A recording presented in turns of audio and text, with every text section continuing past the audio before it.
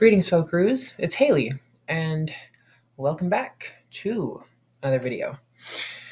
And I have here the recap of the second week of the other chess meetup. And this one, as always, was interesting. I don't really think there's anything special to say about these games. They were against different people of different skill levels, and they went differently. So let's just hop in.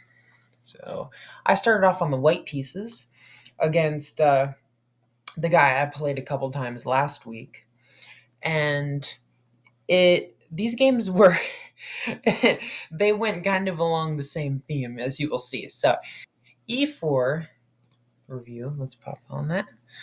So yeah, e4 c6. Carl Khan. He plays the Carl Khan against me, which he did last week. And just the same as he did last week, he faced off against the tall variation, which prevents e6, as you may remember, by trapping the bishop. You can't save that bishop if e6 is played. And his solution for that, I think, because I forget what he played last week. He played something like not what he played, but his solution this week was pawn to f6, which I mean, it's not an instantly losing move, but it's certainly not good to voluntarily open up these light squares around your king. And I just continue with g4 anyway, and we already come to our first audience moment. Now, which way should black retreat the bishop? Should black retreat along this diagonal, or should black play bishop to g6, or maybe bishop e4 and then bishop g6? Which way should black go? And if you are able to figure it out, the answer is this way. You want to go this way because you get out of these weak squares over here, and white cannot play e6, and you're ready to take and play e6 yourself, and you've kind of stabilized. But if you play this, then I go f3, and you have to go bishop g6. And the key thing here is I don't rush, right? I don't rush with h5, which would have been a good move. I don't rush with h5, but I play e6. I play e6, and now the bishop is going to get trapped again if I play h5 because these squares are controlled. And also, a fun thing about this move is that now his king is completely immobile. So if I was able to land a check along this diagonal that wasn't able to be blocked, that would be mate. Just keep that in mind, right? He goes h6, and I go bishop d3 because I'm just gonna trade and then put a queen, and that's just gonna be mate. Like, I don't see how he stops that. He needs to play like c5, or I'm sorry, like f5. He needs to play like f5 and then take. That's like the way that he defends against this. But he plays bishop h7, which loses a rook, by the way, because takes and queen d3, and I'm threatening to come down here with checkmate, and I hit the rook. So what he has to do is play queen d6, lose the rook, and then take the pawn back with check. That's how he's supposed to defend them. But he saves the rook, and I'm able to land a 11 move checkmate on g6. And that's already the end of that first game. So he specifically requested after that to play another game with the white pieces. And I thought, sure, he surely won't play f6 this time, right? Well, that's where you're wrong, Haley, because he did play f6. e4, c6, d4, d5, e5, bishop f5, excuse me, h4, f6. We have the same position as earlier, but he retreats the bishop in the right way, at least. Like, he learned that this was the right move, but of course bishop d7 is the right move because you want to still be able to play e6. And now I continue to seize the momentum with f4. which of course threatens to hit the bishop and then put a pawn on e6 guarded by another pawn, which would also be very bad. Like, you can see the the reason f6 is bad is because it weakens this diagonal, but it also just severely weakens the e6 square, and you can almost always get a pawn there if black isn't careful. So like f6 is just a very bad positional move against the tall variation. Queen to d7. This just doesn't stop f5 at all. I'm able to play it. And if he plays bishop f7, I'm going to play e6 and get a fork, which the computer wanted him to do because takes comes with a check, and he can get some counterplay. But instead, he does it this way because he's going to attack my pawn. So I play bishop d3, so he can't take my pawn. So he backs up. Then I play knight f3 defending. He takes. I take with the pawn. Not sure why I didn't take with the knight. I think I probably didn't like knight d7, putting more pressure, and like, I didn't want to defend this because my king. By the way, like, this totally won't cause any grief later in the game or anything, but my king is a little bit weak. Like, I haven't castled. Remember, I pushed up all these pawns, so I have to kind of play very aggressively because my king is extremely weak. So I take with the pawn, he plays knight d7, and then I defend. Things are looking pretty good so far for me. Long castles. Uh, Audience moment time. How can white punish the positioning of black's queen? And if you are able to figure it out, the answer is knight to g5. This hits the queen, and it threatens a fork. Like, you may have thought knight d4, but the problem with knight d4 is that after queen f7, you don't have any follow-up threats. Like, sure, you can play this, but then you just lose your bishop. So knight g5 comes with two ideas, and the only move, by the way, like, the knight controls this square, pawn, bishop. The queen can only go to h6. And now, of course, you can't rush with the triple fork because you just lose your bishop. So I protect it with the queen to d2, and he was just like very distraught in this position that he got into another lost position against me. But I was just like, you maybe shouldn't have played f6 there, bucko. I don't know. But yeah, queen h5, because the move queen d2 did give up that square, and now he guards f7 from a different angle. But I play e6, attacking his knight and then anchoring in my knight to fork these two rooks, and it looks completely dominating. Knight f6, knight f7. I fork the rooks. Knight h6, and I take on h8. But what was the correct move in this position? How can white set up an unstoppable checkmate threat against the black king? Audience moment. And if you were able to figure it out, the answer is queen to a5. This threatens queen c7, and if b6 were to be played, then either queen or bishop to a6 is checkmate. So yeah, that would just be a good way for me to mate him, but I take the rook. He plays knight e4, take, and I completely blunder the entire game away by playing queen to e3. Very important audience moment here. What is the correct move for black? My hint is, how can you take advantage of that queen move to check my king? And by take advantage of the queen move, I don't mean like attack the queen or anything. I mean, like, what squares did the queen undefend that you can now check the king on? And if you're able to figure it out, the answer is rook all the way down to d1, protected by the queen, and then king f2. The mate continues knight to g4 check, king g3, knight takes queen, rook takes, queen f3 checkmate after this and this. But he played queen d1.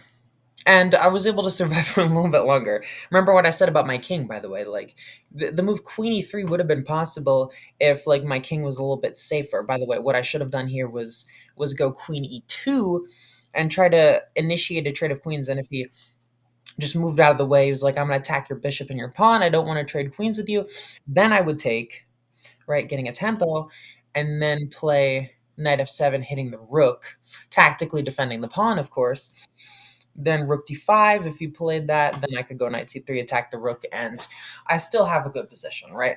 You just tactically defend the pawn by attacking pieces, and maybe you activate the rook to try to check on d8 guarded by the knight.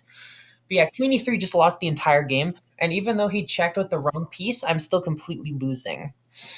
Because it's not, by the way, because he can take my rook. Because if he takes my rook, then I have a draw with knight c3, sacrificing the other rook, and then taking on a7, threatening mate. And he has to keep checking me to avoid that, and it's just a draw by perpetual check.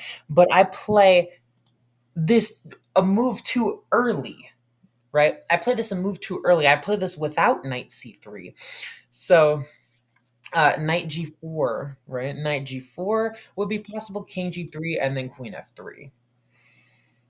And then after in this line, after queen a7, right? If he played knight g4, then I could go king e2, and that's an unstoppable mate threat. He has no other ways to check my king. He doesn't have a mate, right? Because his queen is all the way over here. It's isolated. It can't help in the mating attack against my king. But anyway, yeah. So yeah, queen a7 check. He goes queen f3 and rook d1 and checkmates me on h1. And that's how you succeed in setting an opening trap, but you still lose the game because of your king being unsafe. And that's a lesson, folks. Always make sure your king is safe. We saw. I came up with this interesting analogy for chess. So my aunt and I watched this movie recently called Arcadian. It's like this. It's like where there's like these monsters that come out at night, and you have to like fortify your house so that they don't come in. I like chess is kind of like that. Like you have to make sure that like your king is completely safe and that no pieces can like barge in and checkmate it. And I kind of let the monsters eat my king there. That's kind of what happened there. But anyway, I then after those games moved on to play a new opponent. And this is a rather younger gentleman with long hair and glasses. He quite soft spoken, but he's pretty good. Honestly, like we had some pretty good games. So I started with the black pieces here, and he played pawn to d4. So I was able to play knight f6, and we went into a queen's Indian. And I very rarely get to play this at the other meetup because not a lot of them know openings. But the point of the queen's Indian defense is to put the bishop on b7 and permanently prevent white from putting a pawn in the center with e4. Right? That's the idea. Yeah, and he goes bishop to g5, pinning my knight, so threatening to play e4. So I play this, right, instead of bishop to b. Because like if I played bishop to b7 in this position, like he was gonna play knight c3. So yeah, I played bishop to e7 because if he played e4, then I could just take because there's no longer a pin here. Yeah. So bishop b7, he goes knight b to d2, and then I play bishop b7. Just ideas to stop e4. So he plays e3 and fortifies his structure like this. I castle and bishop to d3. He's activating his bishop along the long diagonal. That pawn might become weak at some point, especially after he takes. c5. This is a pretty common idea in the queen's Indian defense, is to strike back against the center with this move c5, because usually you want to play like a move like a d5 to strike back in the center, but which is fine. But a drawback could be that you block in your bishop, right? That could be a drawback. So c5 is the more common break in the Queen's Indian because you want to keep this bishop open. You want to keep ideas along that diagonal. Bishop f6. I just didn't like. This is a head scratcher right here. He could castle, like play queen c2, rook c1. He could maybe take space on the queen side. He just is like, you know what? Bishop for knight. Just bishop for knight, inviting more pressure on my center. Why not? I don't know. So yeah, and then he goes 95. And I was just like, well, doesn't that lose your pawn? And it does, but he can defend it with rook g1. And if I go back to b7, audience moment, what is a very powerful move that white has to threaten checkmate on my king? And if you were able to figure it out, the answer is queen to h5. This completely eluded me during the game. He is threatening checkmate on h7. And if I play h6, he goes knight g4, threatening to take on h6 with the knight, and the rook pins it. So I would have to play bishop to g5, then here, here, and queen here. And the mate on h7 is threatened again, so I need to play here and lose my bishop with check.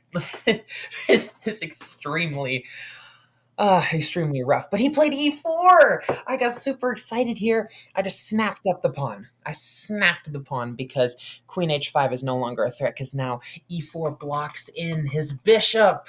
I was very happy here. He was all like, "Oh, why you look happy? I must have missed something." And I was like, "Yeah, you did." Because while I didn't see this, like I played, it wasn't one of those instances where I played a move and then realized it was bad. Like I completely missed queen h5 when I played the move, but then like a move down the line, I was like, "Wow, he could have gone here." Yeah, so that was an interesting sort of thing that happens. Knight c6, and then I fortify my center with e5, and I'm just much better here because I'm up two clean pawns and I have a good center, and he no longer has any attack over here because his diagonal is shut with his own pawn that he pushed. He's just sabotaging his own position. He goes king e2, possibly to like open up the circulation on his back rank and to get some attacking forces over here. But yeah, this was an audience moment. Um, so if you're in this position as black, it's kind of hard to figure out what to do. So I found this interesting knight rotation. So audience moment, find a knight rotation to put a knight on a good square that takes advantage of king to e2. Right? Like it's a 3-move rotation. And if you're able to figure out, the answer is knight e2, knight g6, and knight f4. Checking the king. And he just so happened to put his rook up one square so that would be a fork between king and rook. He just walked directly into the entire idea of that rotation, which was to punish king e2. Now I play d6, fortifying my structure. Although this doesn't have any pawn defenders, it's very hard for him to get to it because this knight is just stupid. Like, this knight can't even do anything, and neither can this knight because it's controlled by bishop and pawn. Like, they would both have to rotate back and, like, all over the freaking place to even get close to being involved in the game. So I'm able to play moves like that. Rook g1, queen d7, and by the way, the computer is going to be asking me to play g6 like this entire time. I guess it's probably to play like bishop g7 and f5, but like I did not see the reason why I needed to play this move. I guess the computer's like, well, your bishop's guarding the dark squares, so you can go ahead and play this, but I didn't really see the purpose to it. Yeah, queen d7, king f1, and then I check, and yeah, this game is pretty much just a foregone conclusion. I drop my bishop back. Like, if you gave a beginner this position as black, they would probably think of something like, well, I'm going to go g5 and try to play g4 because I want to take this pawn or something like that, right?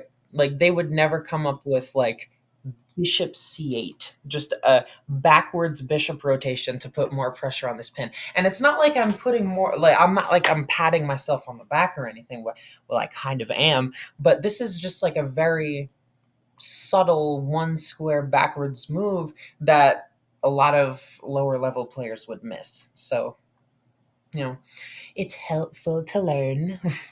Right, rook g3 attacks my queen. I wasn't really afraid. I could just back up to h5, keep more pressure. I still have my bishop g4 idea. And he can't play h3, of course, because I just take, because I played bishop c8, controlling that. Bishop g4, and then I just take. When you're up material in chess, it's almost never a bad idea to just trade equal value pieces, unless you have a bad pawn structure and you'd be simplifying into a lost endgame, but it's almost always good. He doesn't obviously want to lose his queen, so he moves it. Rook a to e8. I didn't go here because I wanted to play f5 at some point in the future.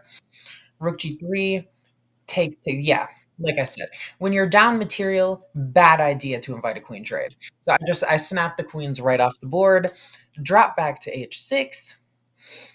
The computer here wanted me to go here, and if this, then this. I just thought that this was a bit clumsy. Like I said, I wanted to play f5. Um, so yeah, bishop h6 and then f5. Takes, and now I have another line of attack. I'm just going to load both my rooks up on that file and play e4 with the threat, of course, of coming down here and winning the bishop if this rook was here. h3, I double up, and he just plays an aimless move, and I was like, well, now's my chance. But what did I miss in this position? This is an audience moment. The interesting little trick did I miss in this position? And the hint I'll give you is, what changed about the position when this pawn moved?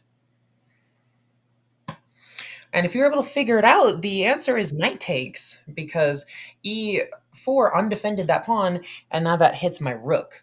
So I have to, well, this is check, right? So I can take. Then he takes, and I have to probably go back here, because if I do this, attacking the knight, he can fork me. And now he's actually getting back in the game. I was a bit frustrated at myself for this, but I was able to find rook takes c4 with the idea of when he takes, throwing in this intermezzo check, then taking back, forcing him to deal with this pawn. And then when he dealt with this pawn, I would drop back here and hit this, because he can't move the bishop and defend without losing the rook. This was my grand plan, if you will. So yeah, b4, rook c3. King f2, defending the bishop, and I just take the pawn. Bishop there, attacking my pawn. And I didn't like the idea of playing g6, because A, I would undefend my bishop, and B, I would just lose my rook. So yeah, like I took, right? I didn't blunder that in the game, but yeah, I didn't like g6 in this position because I like undefended my bishop, and he could play b5, and I can't really get going on this side because he would play en passant. Like I didn't like how he could kind of freeze my structure over there. It would take a while for me to win. So I played a5 now, right? I played a5. If he pushes, I push. If he takes, I take and push.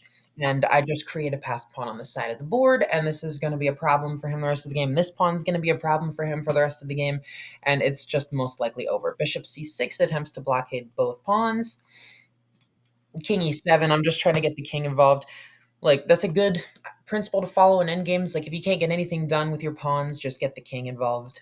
It looks like his king is pretty active, but I can move my bishop and guard my pawn. And then I also have a 2-on-1 over here that he has to deal with. Like, I can start pushing these pawns, then his king would run over here, and then I would go up, and hit this bishop, and then maybe come over here, push the pawn and win, because this pawn promotes on a color opposite the bishop. So this is the one that I wanted to promote, because he could blockade this promotion square if worst comes to worst, but he can't blockade that one. So that's what I was thinking, right? Bishop a4, and then d5, and he just resigns, because he has 3 things to deal with. and there's nothing that he can do. So he just resigns. And with that, we move on to the last game of this meetup, which is against the first person I learned the name of here. His name's Jim, and he's one of the best. He's one of the better players, at least from what I heard. He's one of the better players. So yeah, we had an interesting game, and this was one of the games that we started, and it was like pretty late, so nobody else had started a game after us. So like in the middle game and end game, everyone was watching and commenting, and it was kind of distracting me a little bit.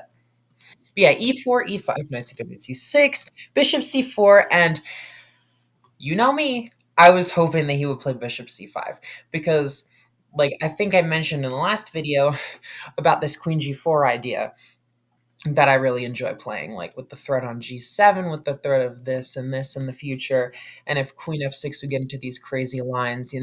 But of course he doesn't do it because he probably knows that variation, and he doesn't like the idea of getting his queen trapped on d4. Right, d3, knight a5. He's going after my bishop, and I have a decision to make in this position. Neither one of the decisions are like losing, and neither one of them are winning. It's just a matter of like what you prefer for your middle game. Like the computer wants me to just do my thing. It wants me to just like play knight f3, takes, and get this clamp on d5. So it's going to be hard for him to play c6 and d5 and expand. But what I do in the game is I back up and then get these doubled pawns instead of these double pawns, because then I have my rook opened. Right? There's a very minuscule difference, even at computer level, in between those two. But yeah, in this variation, he can play c6 and d5 more easily. So I uh, have to play a bit actively. But right now, if he plays this, then takes, and I can play something like, well, computer's giving queen h5 because it hits this, which is crazy, just allowing the fork. But of course, you're going to take the check. But yeah, like even if you don't find that, like even just playing d4 yourself, and then taking with the queen, just getting like a powerful queen and a blockade on d5. Right, like playing d5 is a little bit suboptimal for him right now. Uh, but and so he's trying to make that. He's trying to make it happen, right, with bishop e6. Rook a7. Oh boy, this is where I start to get in some trouble.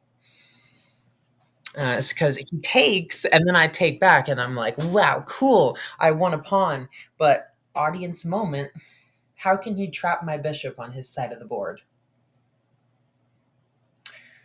And if you were able to figure it out, b6. B6, and my bishop is just a sitting duck. He's going to play like knight e7, knight c8, and queen a8, and he's just going to win my bishop back. I mean, I have a way to defend it. The computer gives knight a4 is the only move for me, because if he plays this, then I'm able to of course take, and knight's defended by the pawn, and bishop's defended by the knight. But I play queen a1. And I'm like, ooh, I'm holding on to my bishop here. But he can play knight e7 to try to go knight here, and then queen a8, and I have no other way to defend.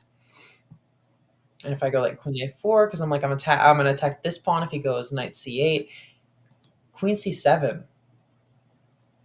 Queen c7, and I would have to find knight to d5, applying pressure on that queen. He can't take because of the pin. If he takes with the bishop, I take back with the pawn. If he plays knight there, and then I have to play. Wait, I have to sack the bishop, right? I either have to sack the bishop or go here and then take here.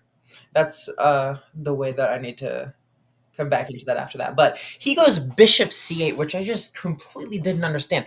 I think he wanted to stop me from playing queen a6, but there was other ways that he could have done that. Knight f3. Because I'm just sitting here like, well, my queen guards my bishop, so I can just go about my business. But that's not really the case, because he can still go like Bishop d7, knight e7 here, and try to win my bishop. But queen c7, and I castle.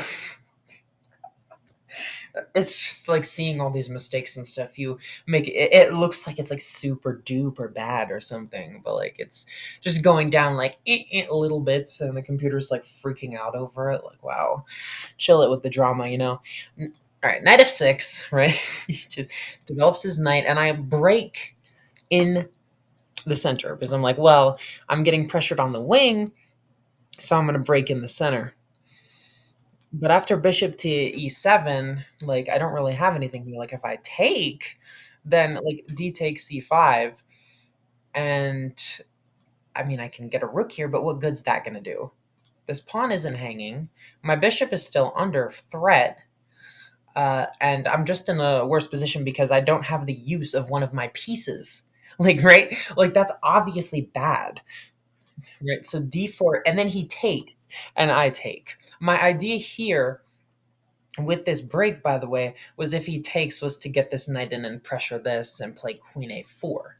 But that's where I went wrong with that line of thinking, because chess is not checkers. This is like what a lot of chess teachers say. Chess is not checkers. Black does not have to take here. Black could have played that bishop e7 move and just left my pawn here and been like, what are you doing? And I would have had to deal with that.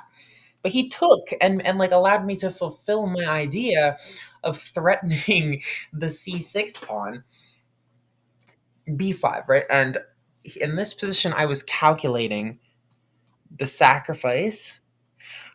I was calculating this, which I didn't like because of bishop to d7, but I don't know why I didn't like this. Because bishop d7, I take with check.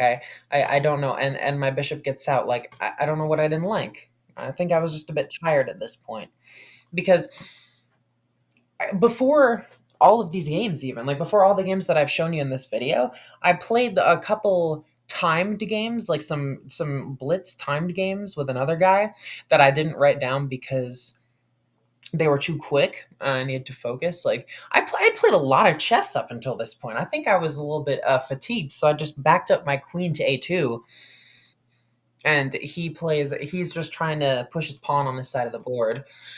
And at this point, everyone's watching, right? Everyone is spectating this game. Their games are all done. Bishop e7. Think now he needs a couple moves, but he's going to try to get his rook over here. But yeah, I escape. And I'm like, I said in this position to him, like, well, finally got my bishop out. And then he goes very curtly, didn't want your bishop in the first place, and plays knight g4. I was as if that was supposed to be like some super scary move. Like, oh, I didn't want your bishop. I wanted to play knight g4. Like, I don't know what exactly that threatens. Like, I could have played h3 in this position and just been like, go back or go back to f6. I take on g7. He goes here, and I go back to the center. Then he goes to e5. Like, like just commit to your pawn push. Like don't go back. And this position I was supposed to take because back to the metaphor of the bunker, right? This knight is like the night watchman, right? Like the guy who like sits in the chair holding the gun while he's asleep. This knight is like the key defender of the castled king's position, and it also pressures e5 and h4. But I take with that knight, so then I have only a bishop on e3 defending, and he's able to play bishop h3, and I can't take because of the pin. And by the way, bishop e5 takes. I could have gone rook a1, and if you played bishop h3 in this position, there's just no threat at all, and I could have just gone g3. Right, but the way I played it, I allowed him to do this and get my rook. Then he takes and I take. I didn't like taking here because I was like, well, he opens like he could go here and like check my king. Huh, that's not good.